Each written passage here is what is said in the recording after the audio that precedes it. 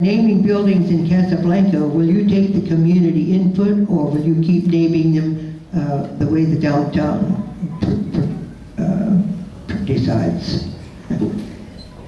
I didn't know we did downtown. I thought it was always community input. I'm not familiar, unless somebody can tell me, where a building was named here that did not have input from the community. I mean, it's difficult to answer a question that you don't believe exists. All of the input for any of these namings has always come from the community of Casablanca. Very active community, very active. I also have to say, though, that I had someone call me that regretted they couldn't ask a question and wanted to ask you if they had the permission of the audience, that they couldn't be here.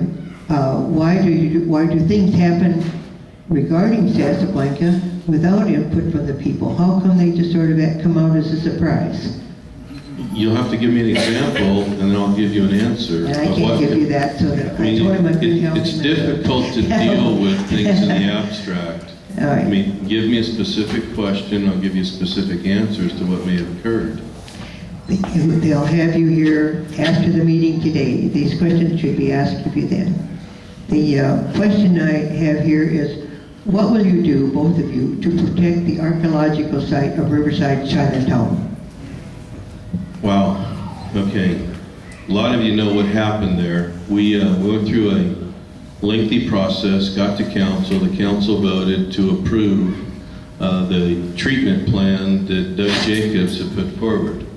As it turned out, he went out, I don't want to call it in the dead of night, but he went out over a weekend with a stockpile permit, not a grading permit, and started doing things that he was not supposed to do, in my opinion.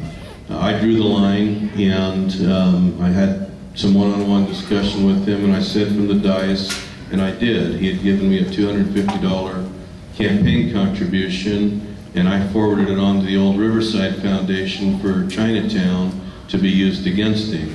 I thought what he did was deplorable. It was not what the council approved. I also said from the dais that when the comment was made, Doug Jacobs was quoted in the newspaper saying that he only did what the council approved, and that's a bunch of hogwash. And I made the comment, and no one objected, that city council would have never approved his project knowing he was going to do what he did.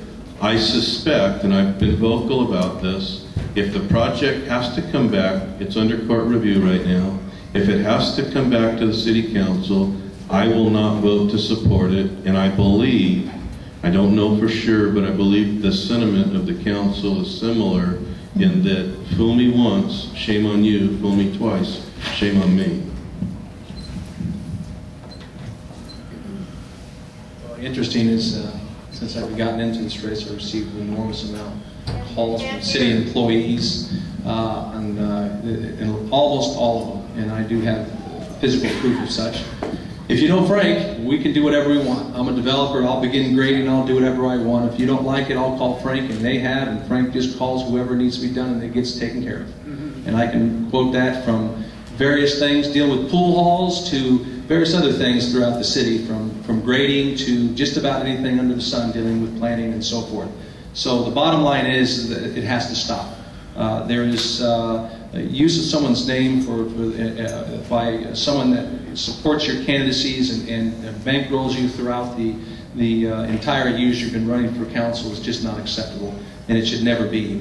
So I think that what happened is just unacceptable, and there should be serious sanctions, including from the city itself. Not just, I'll give you $250 back and slap you on the hand and thank you very much and a little fine from the police department.